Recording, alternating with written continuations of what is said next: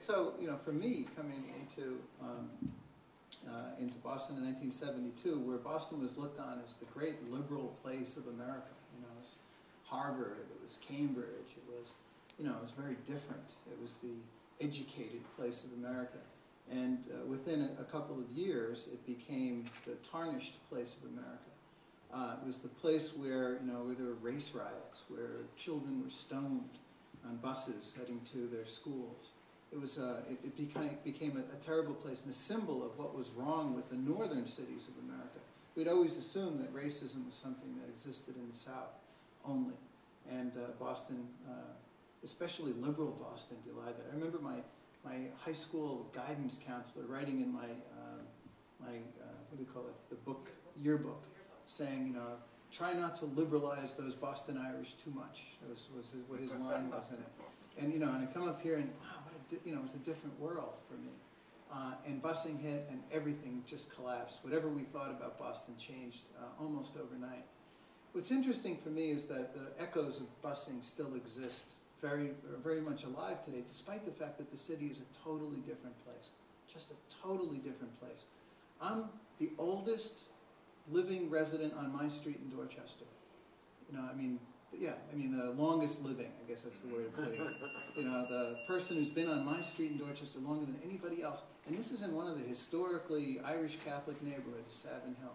And what's amazing about that is, like, I'm considered an old-timer there, and I've only been there for about 20 years now. And so Boston's a totally different city, completely different.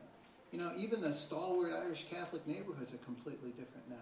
And so you're looking at it, and I would guess that most Bostonians, even people that were old enough to live through busing, probably don't remember it all because they weren't here. You know, they're from another country. A huge portion of Boston's population were born in other countries. But nonetheless, the echoes of busing are still here.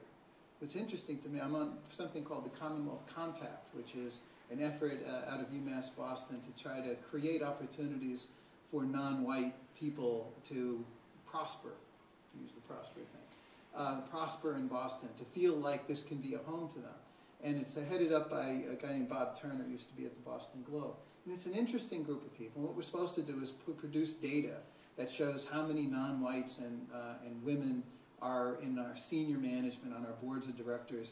It's not targeted to health centers, but it really is targeted towards the for-profits, with the goal of showing that Boston is growing, that it's a place where African Americans and Hispanics and other people, Asians, can feel at home.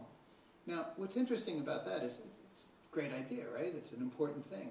Why is it important? Because Boston still has a reputation that's based on the 1970s. When you go to other cities and talk to African Americans, what they remember, even if they weren't alive, is busing. They remember the famous photograph of the white kid with the American flag trying to spear Ted Landsmark, who's the head of the Boston Architectural Center today.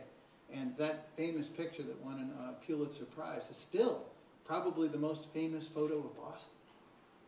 And it was on the front cover of the Boston Phoenix a couple of months ago. And so you see these echoes of busing that's still out there. When they talk about eliminating busing and going back to neighborhood schools, the first thing that comes up is, can we do this? You know, is it, you know, we'd be rejecting somehow all of the efforts of integration that occurred. My own view on busing was that it was a disaster, an absolute disaster. Changed the city of Boston in positive but mostly negative ways. It drove out a huge middle class that used to support the school system and left it to only the poor. I happened to send my kids to the Boston public schools, where they were among the very, very few white kids in their classrooms. And, you know, as a result, nobody in my neighborhood supported the school system. Nobody sent their kids to the Boston school, so why would they support it? So I look at it and say, wow, we could have come up with some alternatives on this that might have preserved some interest on the part of the middle class in supporting the schools, but we didn't do it. I blame Judge Garrity. I think Garrity was a disaster. So before we get into the conversation, can I say something quick? But I'm saying this very much to be very provocative with our guests here, who were involved very, very directly in this stuff and may have a completely different opinion.